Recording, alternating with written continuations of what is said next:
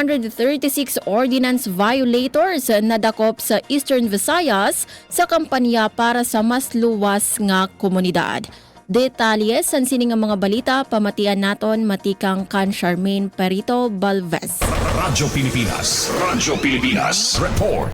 Umabot sa 336 nga violations san iba-iba nga lokal nga ordinansa an record san Police Regional Office 8 como parte san ginpahugot nga kampanya para sa mas luwas ug tuhay nga komunidad. Lakip sa mga na-record nga pagtalapas mao ang masunod.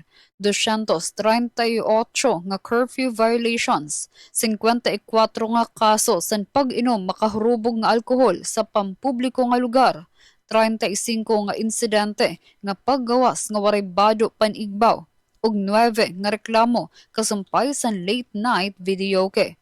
Sa kabugusan nga numero, 50 ang ginpamulta, samtang 286 ang ginreprimand o gintagan babala subay sa umiiral nga ordinansa. Base sa Pro 8, importante ang pagsunod sa simple nga mga regulasyon para malikyan ang mas dagko nga krimen ug mamintinar ang kahimyangan sa komunidad.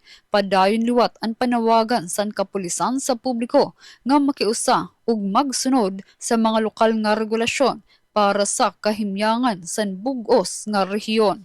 Para sa Bagong Pilipinas, Charmaine Perito Balvez, Radyo Pilipinas, Radyo Publiko, Kalbayog.